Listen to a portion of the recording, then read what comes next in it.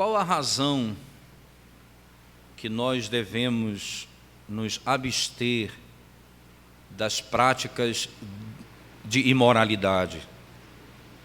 Quais as razões que as Escrituras nos ensinam acerca do porquê e como nós devemos nos abster de todas as práticas de imoralidade?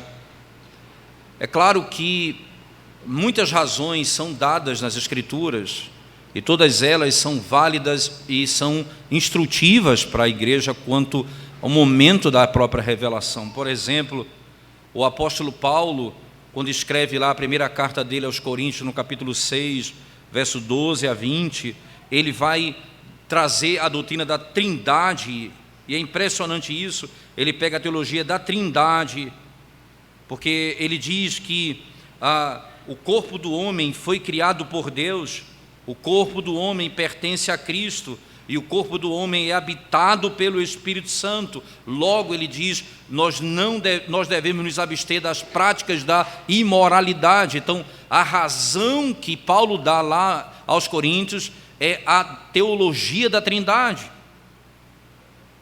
Mas agora, particularmente, no contexto que nós estamos lidando na carta aos Efésios, Paulo vai nos dar um outro argumento.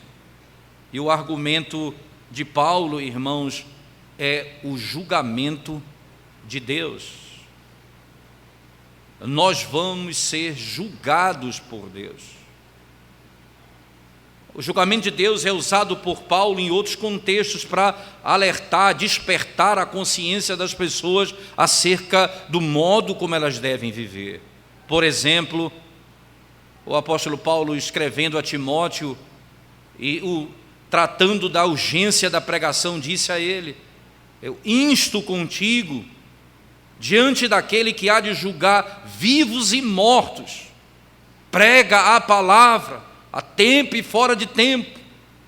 Ele exorta Timóteo por causa da certeza de que nós vamos comparecer a um tribunal e vamos prestar contas da nossa vida a Deus. Ele diz: preste atenção, o Senhor nos chamará um dia e nós estaremos diante de um tribunal e prestaremos conta da nossa vida a Ele. O texto começa dizendo no verso 5: sabei, pois isto, nenhum incontinente ou impuro ou avarento, que é idólatra, tem herança no reino de Cristo e de Deus. Ninguém tem, e é o que Paulo diz, nenhum incontinente ou impuro ou avarento que é idólatra tem herança no reino de Cristo e de Deus. Os que praticam a fornicação, os que vivem na prática do adultério, irmãos, não têm herança no reino de Deus. Não tem herança no reino de Deus. O apóstolo Paulo ainda nos chama a atenção nesse detalhe, é que ele diz, não é? Veja, o reino de Deus, olha o termo que ele utiliza, no reino de Cristo e de Deus. Esse é o reino divino, é um reino de justiça. E nesse reino toda injustiça será excluída. É o reino de Deus, o reino de Cristo e o reino de Deus.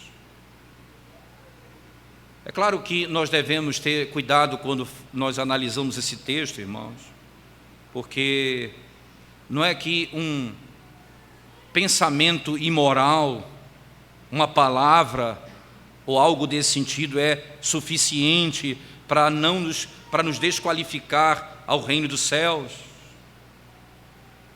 Porque se fosse assim, fraquezas e lutas e pensamentos, nenhum de nós estaria qualificado para adentrar o reino dos céus. Não são esses que lutam contra o pecado e que sabem que isso não agrada a Deus e lutam nos seus pensamentos.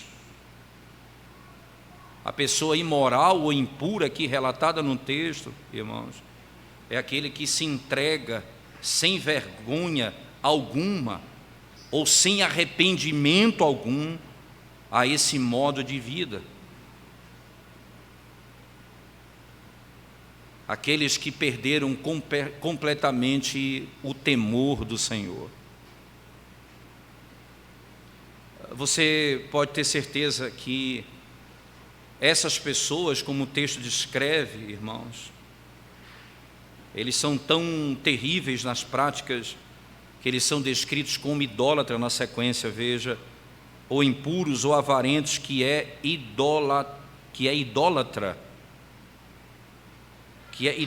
que é praticante de idolatria. Aqueles que a impureza tornou-se uma obsessão. Aqueles que encontram no pecado sexual o conforto para a sua alma e que fizeram dessas coisas aquilo que dá paz e tranquilidade à sua própria mente, e que trocaram Deus, o verdadeiro e único, para terem conforto e alegria nessas coisas. Esses não têm parte no reino de Deus. E Paulo vai adiante e acrescenta, irmãos, ninguém vos engane. É interessante esse tipo de linguagem, com palavras vãs.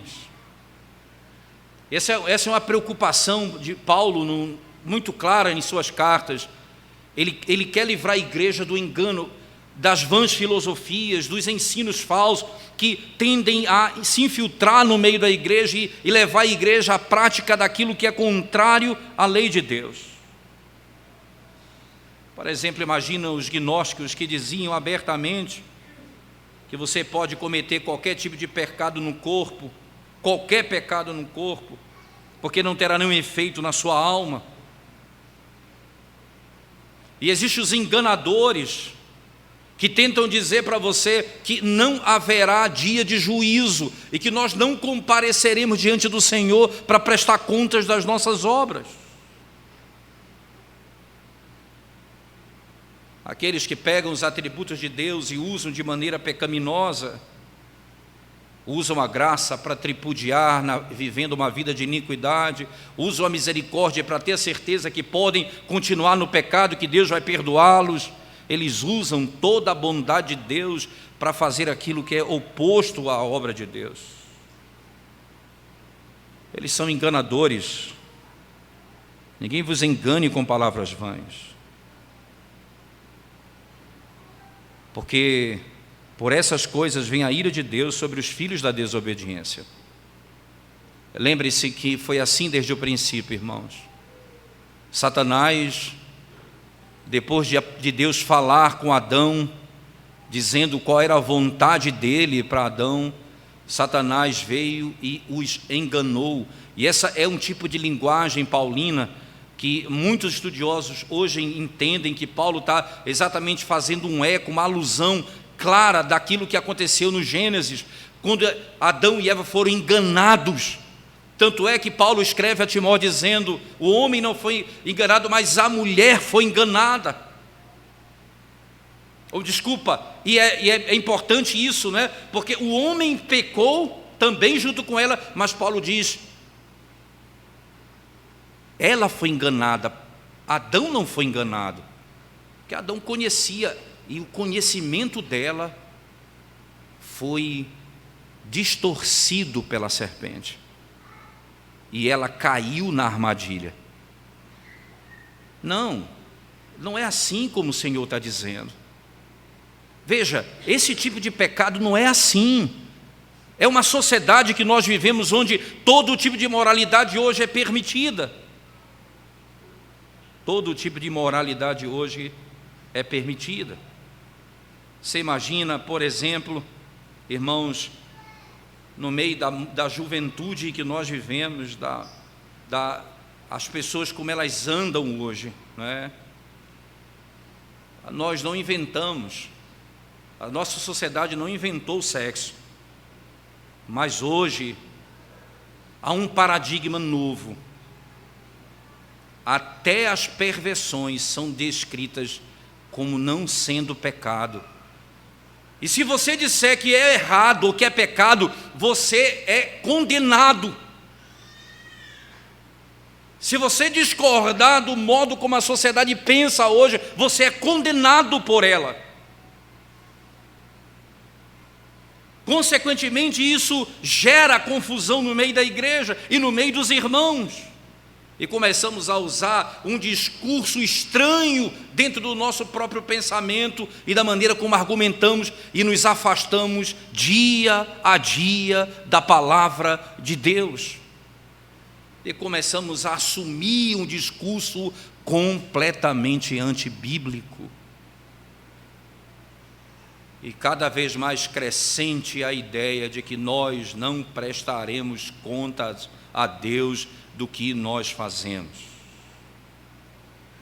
Nós não prestaremos contas daquilo que nós fazemos. Muitos enganadores. Deus é muito bom para condenar vocês. Deus, Ele é bom e vai salvar todo mundo. Todo mundo vai adentrar os céus. Não se preocupe, isso é radicalismo desse povo, isso é radicalismo da Bíblia. Eles interpretam a Bíblia como pessoas que vivem na Idade Média. Eles começam a zombar da hermenêutica e da interpretação das Escrituras e se acham no topo da sociedade dizendo: nós temos a interpretação correta da palavra. E a sociedade vai se afundando na prática da iniquidade.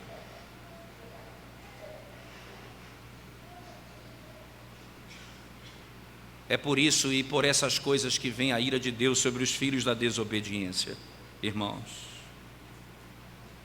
Isso vai concluir dizendo: aqueles que conhecem a lei de Deus e a desobedecem, a ira de Deus cairá sobre eles, começando agora e culminando no dia do juízo. Essa é a mensagem das Sagradas Escrituras. Sabe por que Paulo está dizendo que nós devemos fugir da imoralidade? Porque nós prestaremos contas de todos os nossos atos a Deus. Haverá um dia de juízo, onde nós estaremos na presença de Deus e prestaremos conta de tudo aquilo que fizemos ou falamos. A justiça e a ira de Deus, diz um comentarista, vai subjugar a injustiça. E naquele dia, quem estiver associado com ele sofrerão o dano. Mais uma vez o texto: sabei, pois isto, nenhum incontinente, ou impuro, ou avarento, que é idólatra, tem herança no reino de Cristo e de Deus. Ninguém vos engane com palavras vãs, porque por essas coisas vem a ira de Deus sobre os filhos da desobediência. Se nós vivermos no meio dessas pessoas, se nós praticarmos o que elas praticam e se andarmos como elas andam, sofreremos os mesmos danos.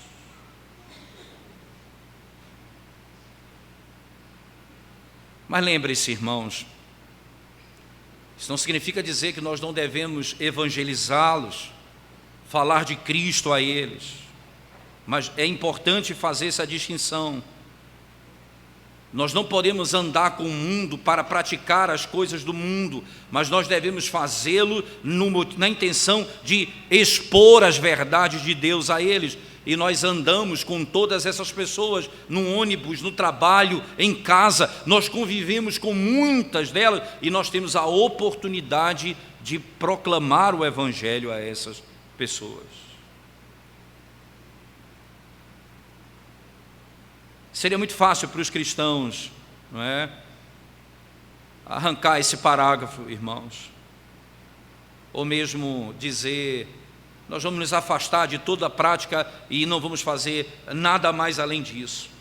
Não é? É claro que nós precisamos como igreja, entender que haverá o dia de juízo, mas nós não podemos nos apartar dessas pessoas a ponto de não proclamarmos o Evangelho a elas, mas isso na medida em que nós não vivermos aquilo que elas vivem.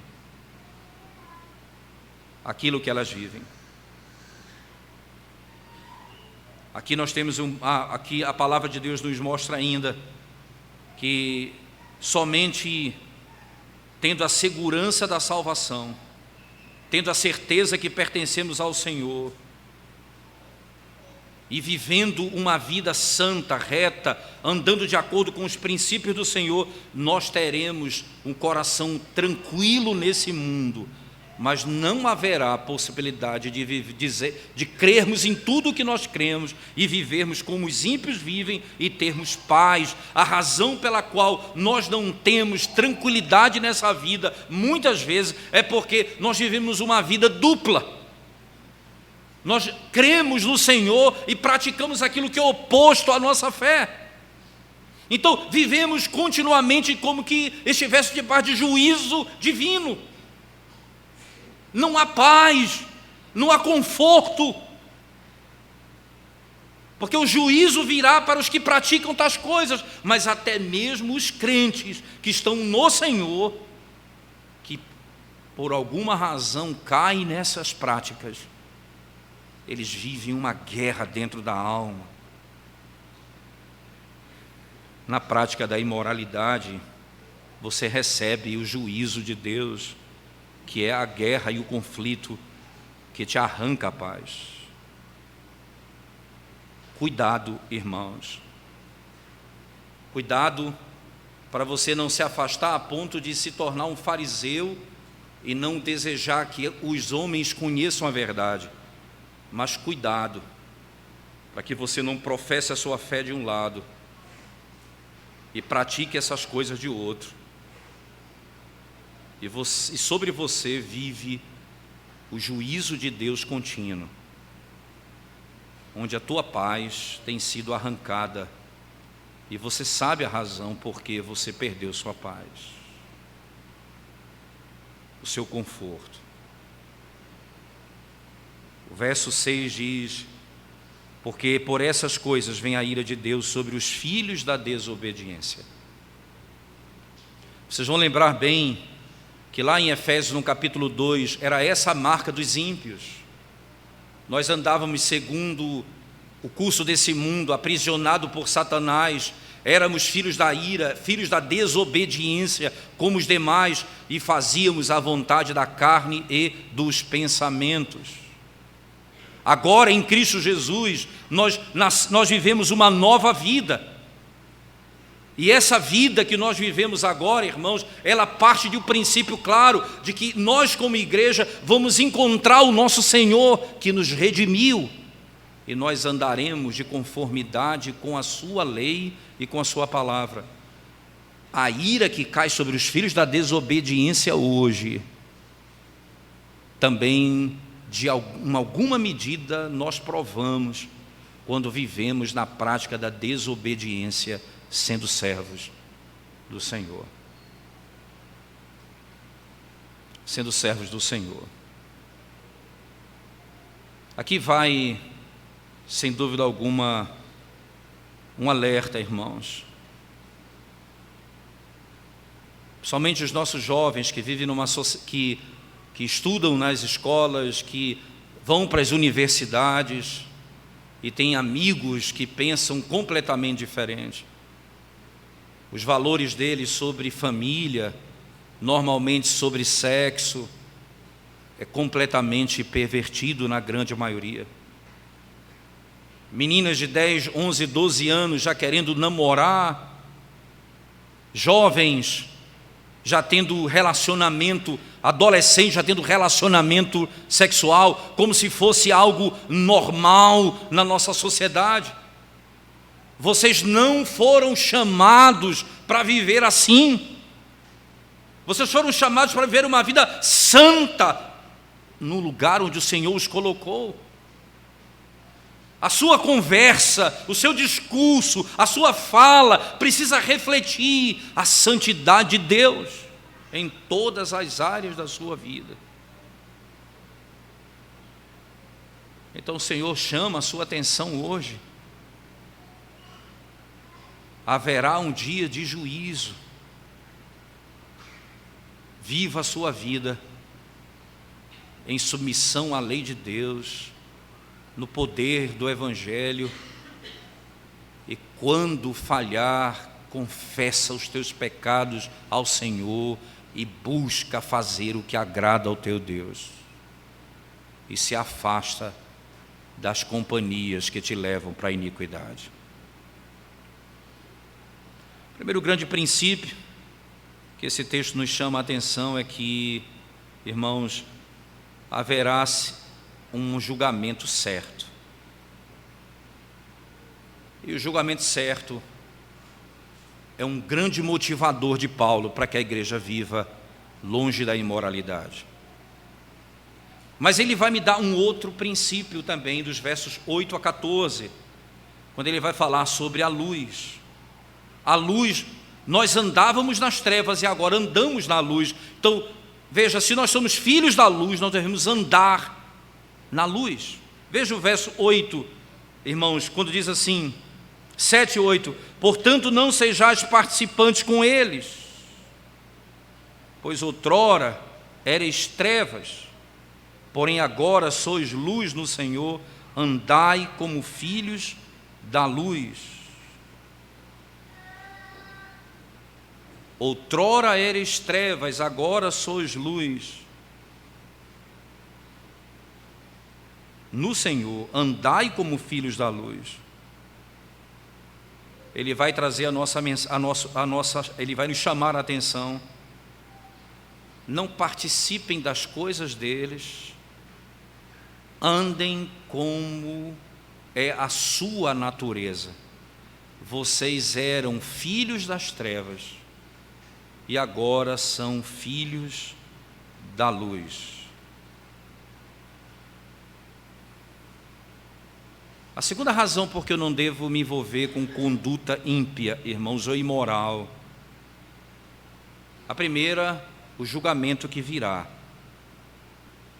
Mas agora, ele fala no passado e no presente. No primeiro momento, ele falou no que vai vir. Agora ele diz o que eu era e o que eu sou. Eu era filho das trevas, agora sou filho da luz. Eu andava nas trevas, agora eu ando na luz. Trevas aqui representa, irmãos, ignorância, o mal, como diz o texto. A luz aqui representa a verdade e a justiça. Quando você volta um pouquinho no capítulo 4, por favor, de Efésios, versos 17 a 18, veja como ele descreve a prática dos ímpios. Capítulo 4, versos 17 e 18.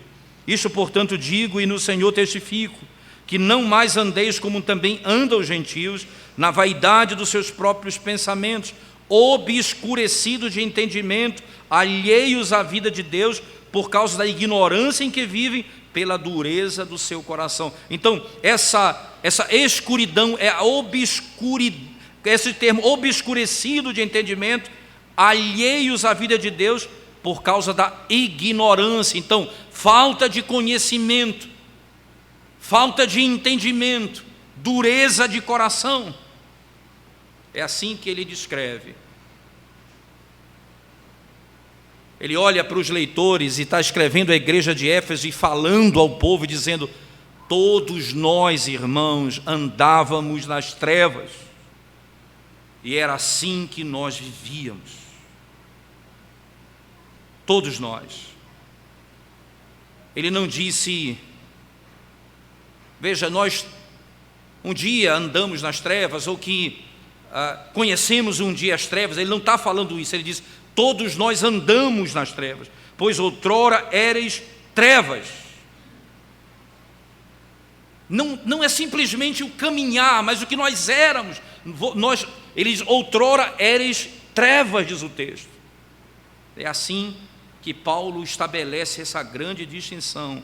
Mas agora sois luz.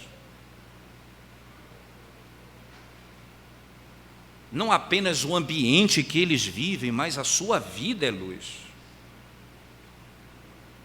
E é muito mais do que você possa imaginar, irmãos. A vida deles agora precisa refletir o caráter da luz. O que ocorreu pelo Evangelho foi transformador na vida deles. Nós devemos andar como filhos da luz. O que significa isso na prática, irmãos? Uma vida que vai brilhar diante de todos, mostrando o que é bom e o que é reto e o que é verdadeiro. Porque isso é, na realidade, o fruto da luz. Preste atenção como o texto se desenvolve. No verso 9, veja, o 8 diz: pois outrora erais trevas, porém agora sois luz no Senhor. Agora andai como filhos da luz. Entenda, aqui não é um mero comportamento nosso, era a nossa natureza. Nós éramos trevas e agora somos luz. Então, se nós éramos trevas, nós andávamos como filhos das trevas. Agora que nós somos luz, nós devemos andar como filhos da luz. Por que consiste o fruto da luz? Veja o verso 8. Pois outrora, verso 9, porque o fruto da luz consiste em toda bondade, justiça e verdade. O fruto da luz consiste em verdade, justiça e bondade. Qual é o nosso papel, irmãos? O que é uma vida cristã que de fato é descrita como luz? Qual é o nosso negócio? O que nós devemos fazer como crente na prática? É trazer todas as coisas para a luz da palavra de Deus. Todas as coisas eu trago para a luz da palavra. É Deus quem decide o que é certo e o que é errado. Não há necessidade para nós vivermos confusos, nesse mundo confuso. Porque a luz sempre vai expor as trevas. A luz sempre vai expor as trevas. Eu pego tudo o que eu sou e o que eu tenho e trago para ser julgado pela luz. O Evangelho de João, no capítulo 3, um texto que sempre nós pensamos nele, no verso 16, né? O texto clássico, porque Deus amou o mundo de tal maneira, mas na sequência do capítulo 3, verso 16, há uma discussão sobre a luz ali em João, preciosíssima. E ele diz assim, João 3, verso 17 em diante. Veja o que João diz, irmãos. Porquanto Deus enviou o seu Filho ao mundo, não para que julgasse o mundo, mas para que o mundo fosse salvo por ele. Quem nele crê não é julgado. Quem não crê já está julgado, porquanto não crê no nome do unigênito Filho de Deus.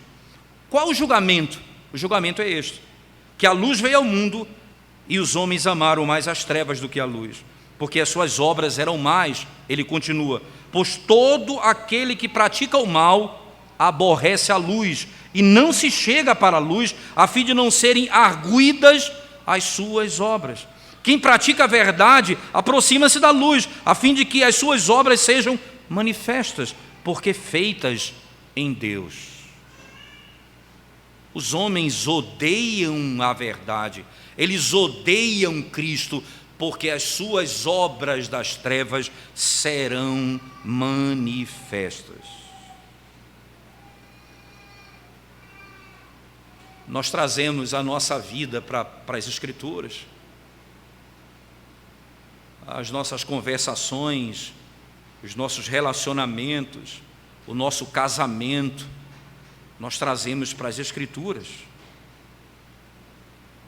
E é isso que o texto nos chama a fazer, como no texto em tela, em Efésios, que nós voltamos agora a ele mais uma vez. Ele diz: porque o fruto da luz consiste em toda bondade, justiça e verdade, provando sempre o que é agradável ao Senhor. O que é agradável ao Senhor? O que é feito segundo a sua vontade revelada nas Sagradas Escrituras.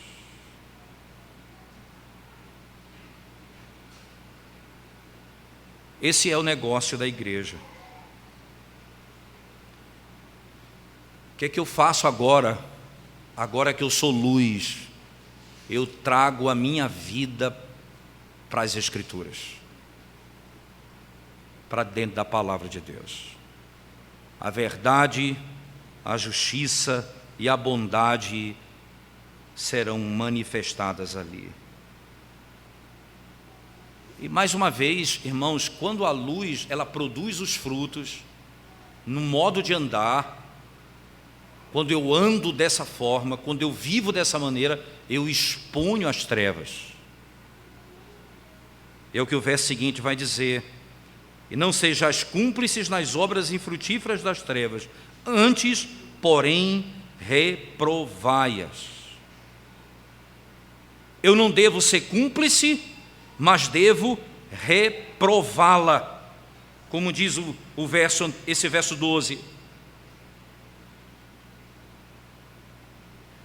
Não é possível viver na luz e usufruir dela sem também adotar, irmãos, alguma atitude para com aqueles que vivem nas trevas. Eu não posso ser luz e ficar escondido. Eu não posso ser luz e me omitir. A luz, ela vai expor as trevas. É impossível não fazê-lo. Mas de modo negativo, irmãos, ele diz: não faça parte das obras infrutíferas das trevas. A luz e o modo como você vive vai expor as trevas, mas não faça parte do modo de vida das trevas. A luz produz o fruto de bondade e verdade, e as obras das trevas, irmãos, elas são infrutíferas, elas não produzem nada, elas são estéreis, elas não têm nenhum resultado benéfico, não tenha parte nelas. Exponha-as, mostre o que elas são. A luz, ela não vai mentir, a luz vai dizer o que cada coisa é. E no mundo eles odeiam, e por isso você, jovem, vai ouvir muito dos seus professores na universidade, na escola: olha, tire as escrituras desse discurso, tire Deus desse discurso, porque nós não queremos falar de Bíblia, queremos falar de ciência. Mas não é nada disso, é porque nas trevas eles vão dizer o que é a verdade, e a luz vai expor aquilo que é de fato a mentira, o engano. Não caiam na armadilha de deixar de ler o mundo sem a Bíblia. Não caiam na armadilha de não trazer o mundo para ser interpretado pela Bíblia. Não caiam na armadilha de ler o mundo com a ótica dos homens. É por isso que você vai encontrar tanto no nosso meio, irmãos, tanto discurso que é completamente associado ao discurso daqueles que andam longe do Senhor, porque em um dado momento esses rejeitaram o pensamento da Escritura e acreditaram que aquele pensamento era superior ao da palavra de Deus. A luz, invariavelmente, vai revelar a mentira. As obras do mal precisam ser expostas, precisam ser repreendidas, precisam ser desmascaradas. Paulo chega a dizer: é até vergonhoso falar sobre elas. É até vergonhoso falar sobre elas. Preste atenção, o comprometimento do seu pensamento hoje com as coisas desse mundo e com os valores desse mundo, quando você desistiu de usar as Escrituras para interpretar o mundo.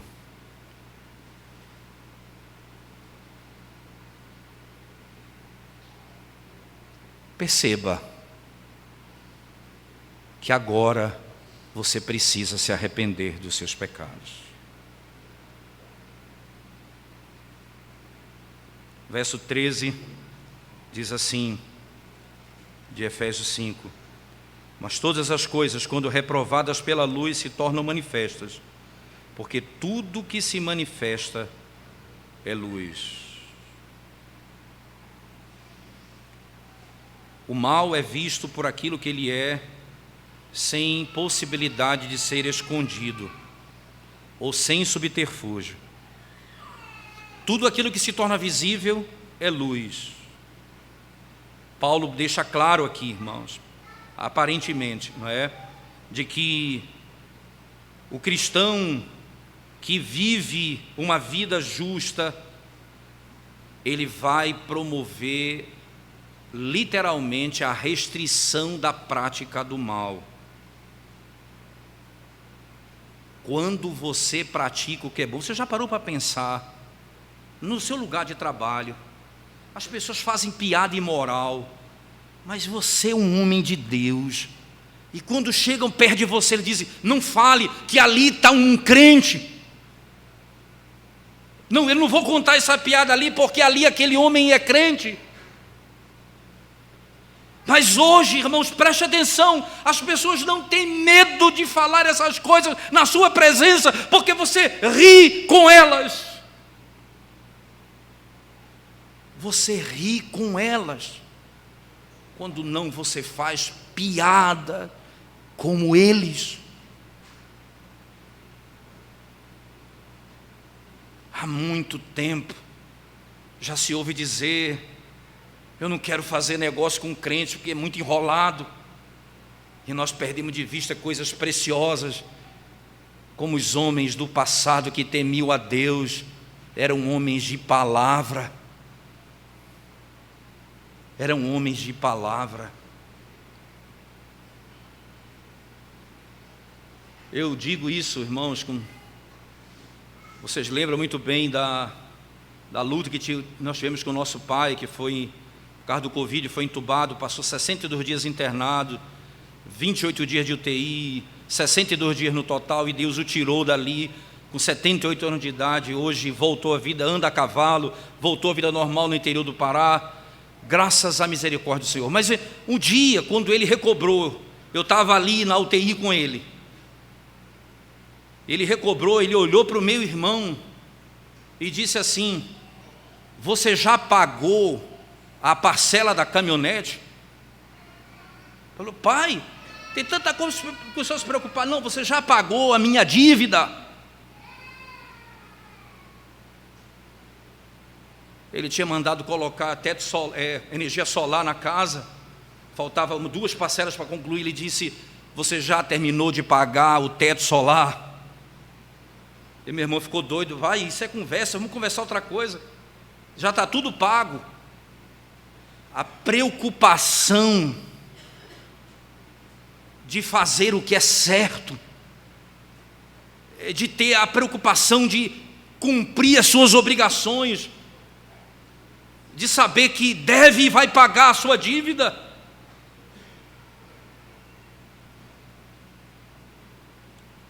Os crentes deveriam ser aqueles irmãos que os homens teriam vergonha de falar imoralidade perto, que não fariam piadas com coisas santas, porque eu não vou rir,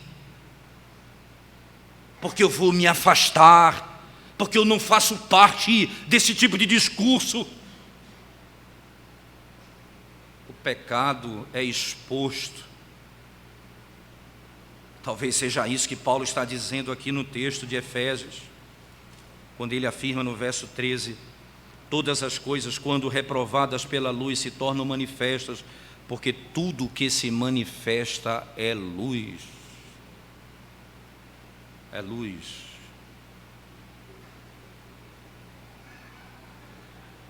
Ela precisa brilhar, porque você era trevas, agora você é luz. Você precisa dar frutos, você precisa trazer toda a sua vida para a verdade, e você precisa expor a falsidade e o engano pelo modo como você vive e por aquilo que você crê. Por aquilo que você crê. Esse é o poder do Evangelho sobre os pecadores. Deixa visível o mal e lança luz sobre as trevas.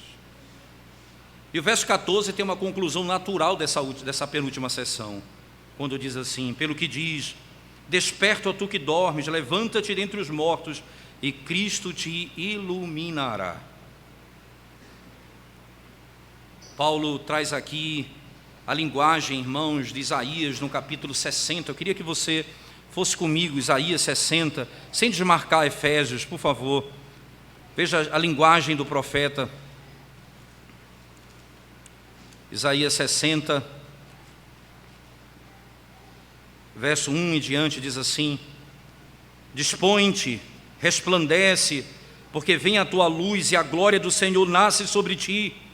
Porque eis que as trevas cobrem a terra e a escuridão os povos, mas sobre ti aparece resplandecente o Senhor, e a sua glória se vê sobre ti. As nações se encaminham para a tua luz, e os reis para o resplendor que te nasceu. Dispõe-te, resplandece, porque vem a tua luz, e a glória do Senhor nasce sobre ti. Nasce sobre ti. Em Adão, é a descrição que nós estávamos mortos, estávamos nas trevas, e Cristo nos resgatou de lá. É tão lindo isso na maneira como João descreve, irmãos. Se você ler João e tiver o cuidado de perceber sempre esse trocadilho, essa duplicidade, trevas e luz. Ele disse, lembra de Nicodemos, quando chega para falar com Cristo ali no final da tarde, no escuro, para não ser visto. Você lembra que quando Cristo morreu, era no cair da tarde, houve trevas. E você lembra com uma descrição de quando ele ressuscitou, diz que era as primeiras horas do domingo, quando o sol estava nascendo. Você lembra quando ele se aproxima dos discípulos que estavam pescando e tinham abandonado o apostolado porque estavam com medo, e ali Pedro com eles pescando no mar. O texto diz assim: e quando amanheceu o dia, Jesus chama e Pedro vem. Ele estava nu. Veja, ele estava com pouca roupa, diz o texto. Ele veste a roupa e cai no mar e vem até Cristo. E no amanhecer, Jesus põe as mãos sobre o seu ombro e diz: Pedro, tu me amas? Pedro, tu me amas? Pedro, tu me amas? Sim, Senhor, tu sabes de todas as coisas. É bem de manhã que isso acontece, porque nós somos os filhos da ressurreição, que ressuscitou. Nós ressuscitamos em Cristo, cujos pecados foram perdoados, cuja morte foi vencida, cuja glória habita em nós. E aí ele diz: desperta, ó tu que dormes. Tu que estás dormindo o sono de Adão, na ignorância e nas trevas, desperta, ó tu que dormes, levanta-te de entre os mortos e Cristo te iluminará.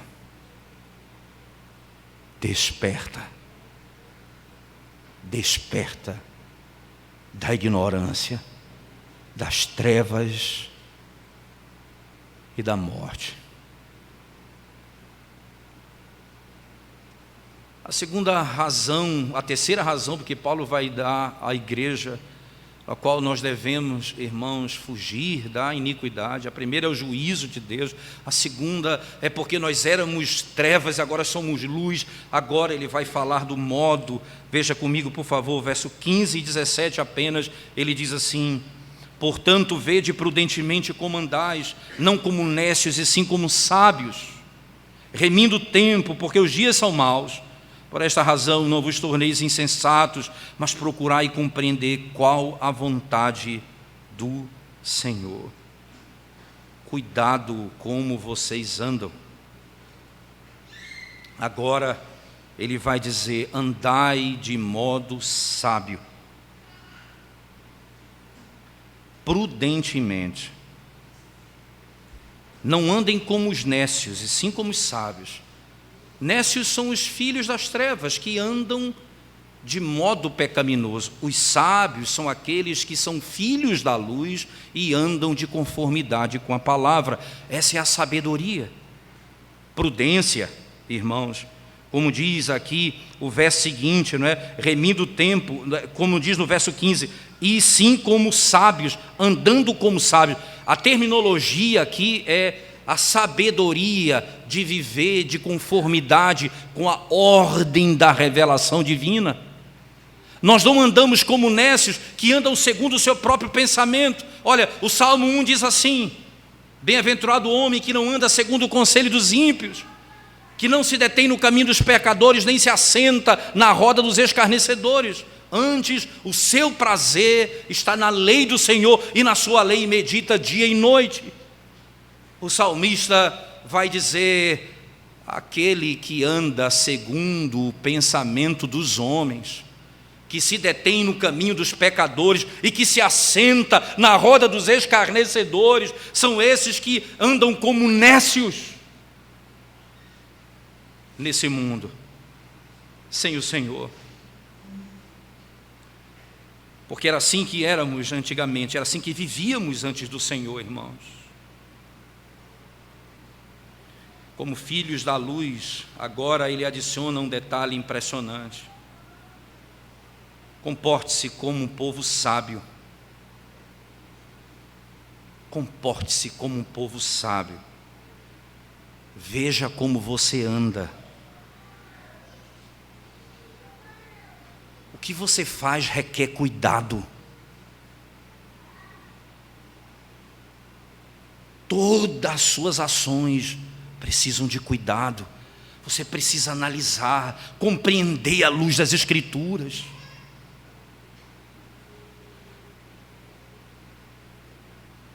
Trabalho, educação, casa, família, hobby, vestimenta, aparência. Nós devemos cuidar, irmãos, da vida cristã e fazer tudo de conformidade com a verdade, para andarmos como sábios.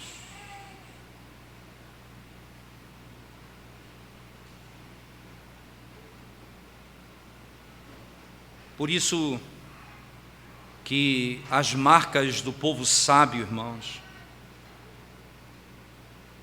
as marcas de um povo sábio começam pelo tempo. Veja o texto na sequência, como que Paulo, ao descrever, ele diz assim: remindo o tempo, porque os dias são maus. Como é que você usa o seu tempo? Você quer conhecer um homem que é prudente? Veja como ele usa o seu tempo. Quanto tempo nós gastamos na internet? Quanto tempo nós gastamos com jogos? Quanto tempo nós gastamos de uma vida ociosa?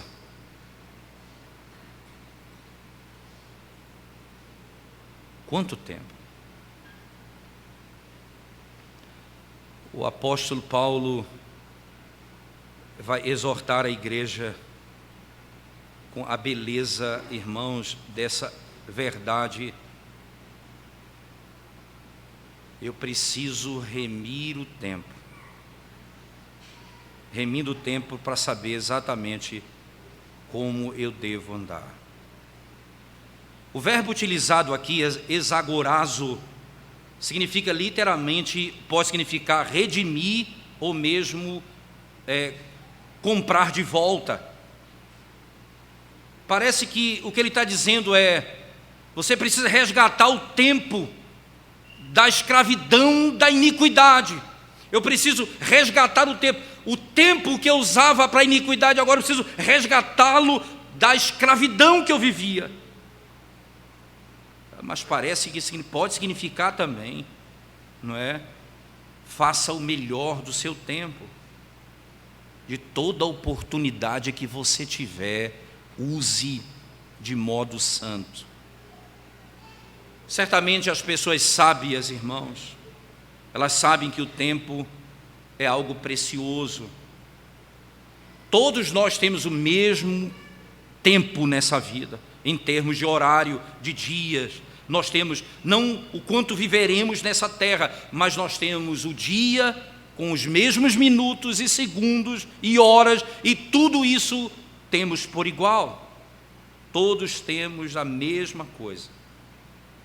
Nenhum de nós pode aumentar o tempo ou diminuir, mas a diferença, o homem sábio, ele não vai fazer a hora de 24 horas, vai fazer 26 horas. O que ele vai saber é usar o tempo que lhe foi dado. Ele vai saber usar o tempo que lhe foi dado. Você já parou para pensar que uma das maiores frustrações da nossa vida é ver o tempo passar, tendo planejado tanta coisa, e olhar para trás e dizer: como eu não fui dedicado àquilo que eu tanto planejei.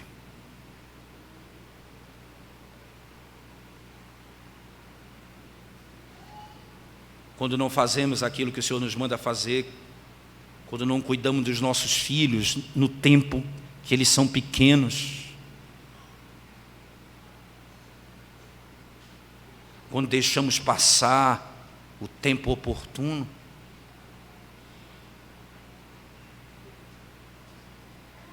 nós vivemos olhando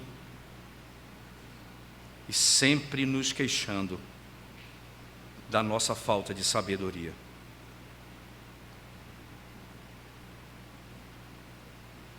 Eu perdi o dia de ontem.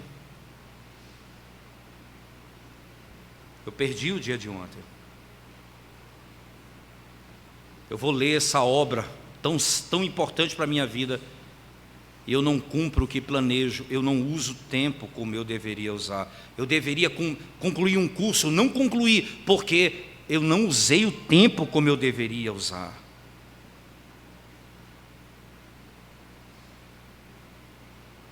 Você sabia que Jonathan Edwards, o teólogo filósofo que tornou-se um grande instrumento no grande avivamento da América, em 1735, no século XIX, né, quando Jonathan Edwards vai ser aquele homem usado por Deus para ser o grande avivalista, um dos nomes do avivamento. Você sabe que ele escreveu algumas resoluções, e ele tinha, irmãos, 22 anos de idade quando ele escreveu algumas resoluções. E ele disse assim: nunca perder um momento da minha vida, mas crescer naquilo que é mais importante e crescer o quão possível eu puder fazer. Eu vou usar o tempo e alavancar isso com toda a minha força, diz ele. Eu vou usar o tempo com toda a minha força. Com toda a minha força. Ele era um homem sábio, porque ele sabia usar o tempo e aprendeu desde cedo a usá-lo. E as pessoas sábias não apenas sabem usar o tempo, como elas sabem discernir a vontade de Deus. É o que o último verso diz: por esta razão não vos torneis insensatos, mas procurai compreender qual a vontade do Senhor. E é nesse sentido que a vontade do Senhor é manifestada de duas formas básicas, irmãos. Existe a verdade que é claramente revelada nas Escrituras, que são as doutrinas, o conhecimento do Senhor, aquilo que lemos no credo de Atanásio acerca do ser de Deus, da doutrina da Trindade, toda a glória do Senhor, o que o Senhor requer de cada um de nós. Agora, existem coisas práticas e pessoais, como trabalho, casamento, com quem casar, essas coisas. Eu não posso simplesmente dizer, eu vou conhecer a vontade do Senhor apenas nas coisas que são para a minha salvação. Para as outras coisas eu vou fazer o que eu quero, eu vou seguir o meu próprio pensamento. Não vou fazer. Conhecer a vontade de Deus nesse aspecto singular, particular, não é dizer que Deus tem na Bíblia um versículo que diz com quem eu devo me casar, mas o princípio está lá, quem é a pessoa, como ela vive, como ela deve andar. Eu preciso discernir na Escritura. Agora, o que eu faço? Eu procuro o conselho das pessoas mais velhas, santas, que vivem uma vida reta. Eu procuro sempre me aconselhar com aqueles que viveram essa experiência, com os meus presbíteros, com a minha liderança, com as pessoas mais experientes, para que eu possa conjuntamente tomar a decisão, saber o que o Senhor requer de mim. O que o Senhor requer de mim. O princípio final do verso é: procurar e compreender qual a vontade do Senhor. Qual a vontade do Senhor? Como eu fujo da iniquidade, irmãos? Sabendo que um dia eu vou me encontrar com o Senhor, face a face. Segundo, sabendo que quando o filho das trevas vivia nas trevas, como filho da luz eu ando na luz.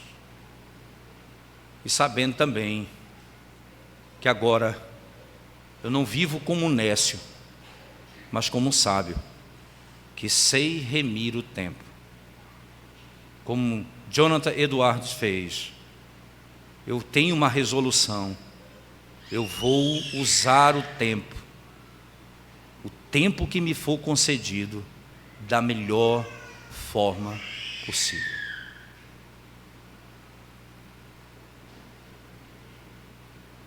Fazendo essas coisas, irmãos, tendo em mente essas verdades, nós teremos a graça do Senhor para fugirmos de toda a imoralidade que está no nosso meio. O tempo, a luz e o juízo são as três verdades que precisam estar no meu coração nessa noite, para me fazer meditar e fugir das trevas, da imprudência e de uma vida sem cuidado, imaginando que não haverá juízo da parte de Deus. Faça isso, irmãos, e vocês serão revigorados em toda a sua caminhada.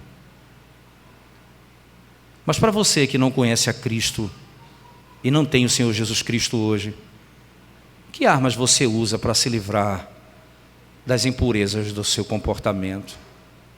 e da imoralidade. Que armas você tem? Você já percebeu que elas são infrutíferas? Hoje, você é convocado ao arrependimento. Arrependa-se dos seus pecados. Venha a Jesus Cristo. Ele é poderoso para mudar a tua sorte. Ele é poderoso para te salvar. Como diz o texto, e aqui encerro: desperta, ó tu que dormes, levanta-te de entre os mortos, e Cristo te iluminará. Amém. Vamos curvar nossa cabeça e orar ao Senhor mais uma vez, irmãos. Senhor Deus de toda a glória, nós te exaltamos nessa noite, porque sabemos, Senhor, que temos recebido de Ti a instrução para vivermos nesse mundo caído. Dá-nos do Teu Espírito para não ouvirmos a Tua palavra e vivermos como se não conhecêssemos ao Senhor. Dá-nos do Teu Espírito para que a verdade do Evangelho se torne real na nossa vida. Ó Deus, livra-nos de todo o mal, santifica a Tua igreja e ajuda-nos a viver para a glória do Senhor, segundo as verdades do Teu Evangelho, como ensinadas na Tua palavra, no poder do Espírito, em nome de Jesus. Amém.